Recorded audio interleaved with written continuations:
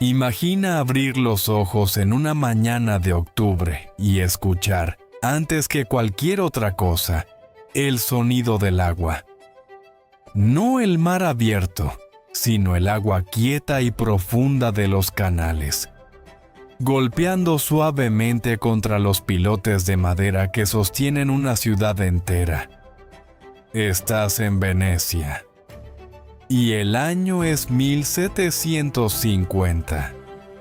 Las campanas de la Basílica de San Marcos acaban de sonar en la distancia, y la ciudad comienza a despertar como un organismo vivo.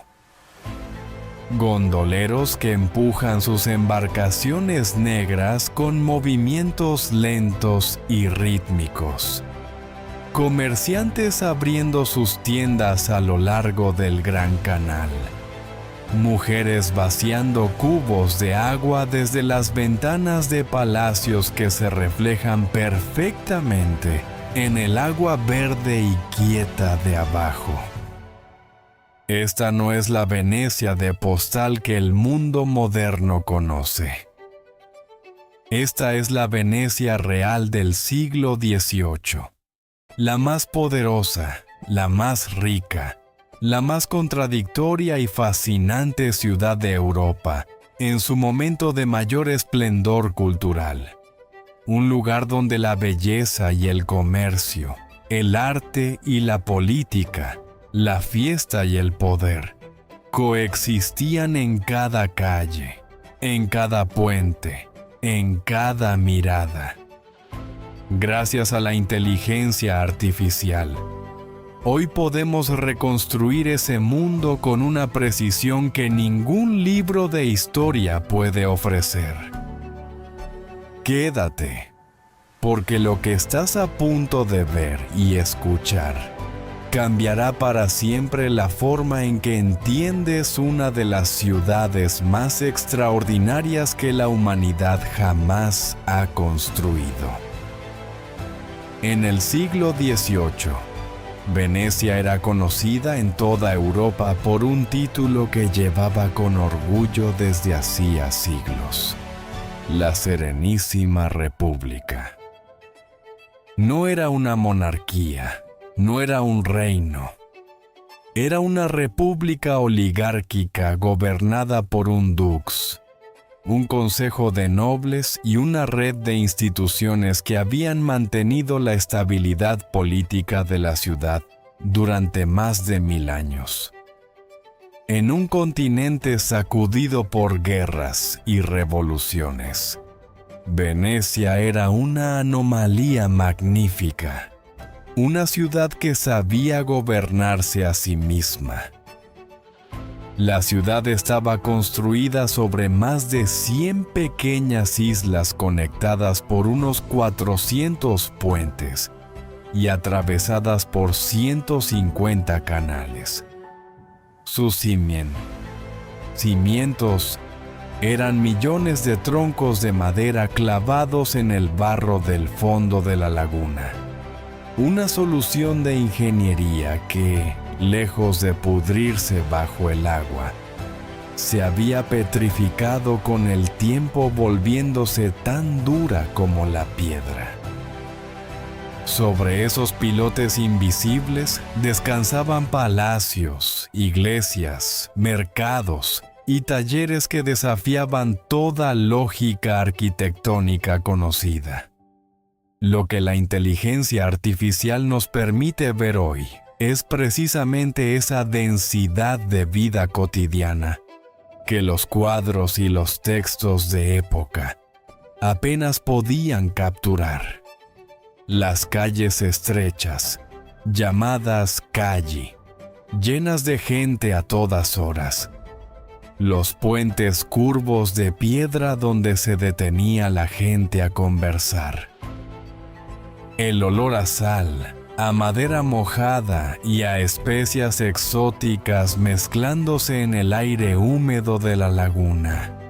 Venecia no era solo hermosa, era ante todo intensamente viva. Sin embargo, detrás de la fachada dorada de los palacios, y la música de las fiestas. Venecia del siglo XVIII era también una ciudad que comenzaba a sentir el peso de su propia historia. La República, que durante siglos había controlado las rutas comerciales del Mediterráneo oriental, veía cómo su poder económico se erosionaba lentamente ante la competencia de nuevas potencias marítimas como Inglaterra y los Países Bajos, que habían abierto rutas comerciales directas hacia Asia y América. Los mercaderes venecianos que en siglos anteriores habían amasado fortunas colosales, comerciando con especias, seda y cristal, ahora competían en un mercado global que los superaba en escala. Las grandes familias nobles, los Contarini, los Grimani, los Mocenigo, mantenían sus palacios y sus privilegios, pero el flujo de riqueza que los había construido era cada vez más delgado. La ciudad vivía, en parte, de su propio mito. ¿Cuánto tiempo más podremos sostener esto?, le preguntó una noche un joven noble a su padre, mirando desde el balcón de su palacio la procesión de góndolas iluminadas en el gran canal durante una fiesta. El tiempo suficiente para que valga la pena vivirlo, respondió el anciano, sin apartar los ojos del agua. Una ciudad como Venecia no muere de golpe, muere bailando, y en eso tenía razón, porque si había algo que Venecia del siglo XVIII hacía con una maestría incomparable, era precisamente eso: celebrar.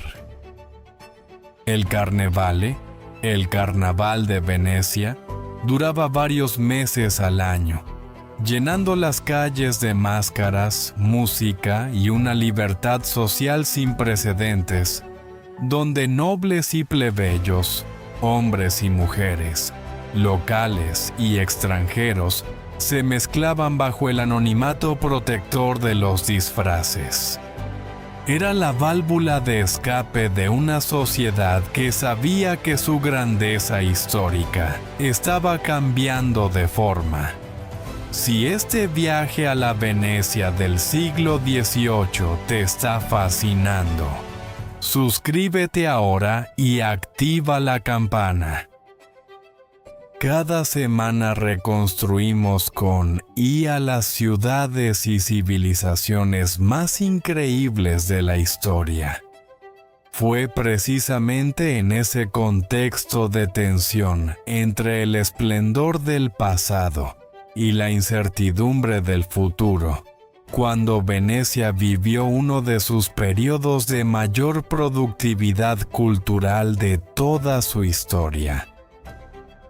Como si la ciudad entera entendiera instintivamente que, si su poder político y comercial declinaba, su identidad debía afirmarse con más fuerza que nunca, a través del arte, la música y el pensamiento. El siglo XVIII fue, paradójicamente, el siglo en que Venecia brilló con más intensidad en el mapa cultural de Europa. En el campo de la música y las artes visuales, la ciudad alcanzó cimas que ninguna otra capital europea podía igualar. Antonio Vivaldi producía en los Ospedali obras que definieron el lenguaje musical de toda una era. Tiepolo decoraba techos de palacios con frescos de luminosidad incomparable. Canaletto y Guardi capturaban los canales con una precisión documental y una sensibilidad poética que hoy, combinadas con la reconstrucción mediante inteligencia artificial, nos permiten reconstruir la ciudad con fidelidad extraordinaria. Estos artistas no trabajaban en el vacío. Respondían a una ciudad que los rodeaba de belleza en cada esquina y que los desafiaba a estar a su altura.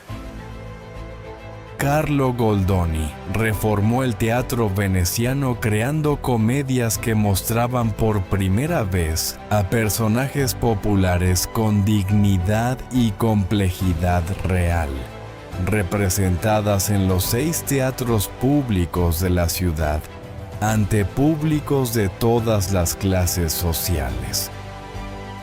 La imprenta veneciana, heredera de una tradición que se remontaba al siglo XV, seguía siendo una de las más activas y libres de Europa. Venecia pensaba, creaba y se expresaba con una vitalidad que desmentía cualquier idea de decadencia. ¿Qué es lo que más te sorprende de la Venecia del siglo XVIII? Cuéntanos en los comentarios. Nos encanta leer cada respuesta. La reconstrucción mediante IA nos revela algo que los textos históricos raramente describen con detalle: la complejidad logística extraordinaria de una ciudad construida sobre el agua. En Venecia no había carros, no había caballos, no había caminos de tierra. Todo se transportaba por agua o a pie. Los alimentos llegaban cada mañana en barcazas desde tierra firme. La leña, los materiales de construcción, los muebles de los palacios, todo viajaba por los canales en embarcaciones de diferentes tamaños y propósitos. Los gondoleros eran la columna vertebral de la movilidad urbana, una corporación poderosa con sus propias reglas y tradiciones. En el siglo XVIII había aproximadamente 10.000 góndolas en la ciudad, muchas decoradas con telas de colores, figuras doradas y cortinas de seda que indicaban la riqueza de sus propietarios. El mercado de Rialto era el corazón comercial de la ciudad. Cada mañana, comerciantes de docenas de nacionalidades negociaban especias, pescado fresco, cristal de Murano y libros impresos en las avanzadas imprentas venecianas. La vida social se extendía también a los cafés, que proliferaron como centros de conversación e intercambio intelectual. El Café Florian, inaugurado en 1720 en la Plaza de San Marcos, se convirtió rápidamente en punto de encuentro de nobles, artistas y visitantes de toda Europa. Sentarse allí con una taza de café era participar de una conversación que conectaba Venecia con el mundo entero. La Venecia del siglo XVIII dejó al mundo una herencia que va mucho más allá de sus palacios y sus canales. La banca moderna tiene raíces profundas en las prácticas financieras venecianas. El concepto de derechos de autor en la publicación de libros nació en Venecia. El modelo de teatro público accesible a todas las clases sociales fue una innovación veneciana que transformó para siempre la cultura europea. La caída de la República llegó en 1797. Cuando Napoleón Bonaparte exigió la rendición de la ciudad sin disparar un solo cañonazo. El último dux, Ludovico Manin, se quitó el gorro ducal y dijo a su ayudante: «Tómalo, No lo volveré a necesitar. Fueron las últimas palabras de una república que había durado más de 11 siglos. Venecia no cayó ante una invasión. Se disolvió ante la modernidad que ella misma había contribuido a crear. Lo que la inteligencia artificial nos devuelve hoy no es nostalgia, es comprensión. Cada canal, cada palazzo, cada mercado reconstruido digitalmente es una ventana hacia las decisiones y los sueños de personas reales que construyeron algo extraordinario con los medios limitados de su tiempo. Y esa comprensión es exactamente lo que la tecnología puede ofrecernos cuando se pone al servicio de la historia. Hoy, cuando miras las imágenes de Venecia reconstruida por inteligencia artificial, no estás viendo solo una ciudad bonita del pasado. Estás viendo un laboratorio humano de extraordinaria complejidad. Un lugar donde durante siglos, generaciones de personas encontraron formas creativas de resolver problemas que el mundo nunca había enfrentado antes. ¿Cómo construyes una ciudad sobre el agua? ¿Cómo gobiernas sin un rey? ¿Cómo mantienes viva una cultura cuando tu poder económico declina? Venecia respondió todas esas preguntas y sus respuestas siguen siendo relevantes hoy.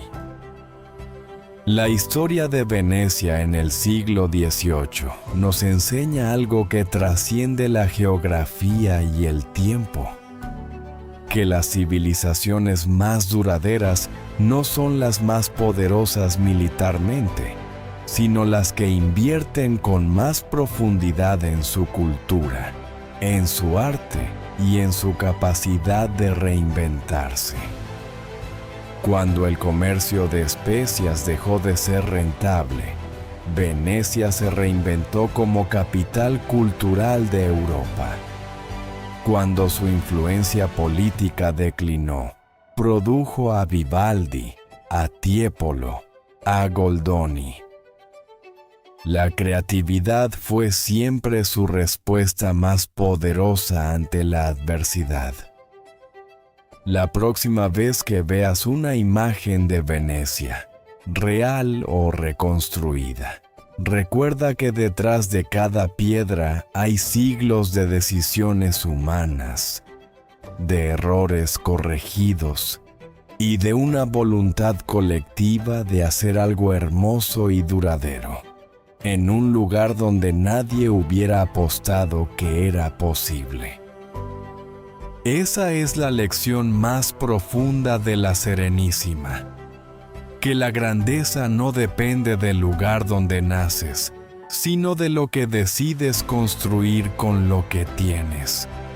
Y si sientes que algo de esa historia resuena en tu propia vida, en tu deseo de crear algo que dure, de pertenecer a algo más grande que tú mismo, entonces, Venecia del siglo XVIII no es solo historia, es un espejo, y lo que ves en él depende de la profundidad con que decidas mirar. Si este viaje a la Venecia del siglo XVIII te movió algo por dentro, comparte este video con alguien que ame la historia y la cultura. Y si quieres seguir descubriendo las ciudades más fascinantes de la historia reconstruidas con inteligencia artificial, el próximo video ya está esperándote. Nos vemos allá.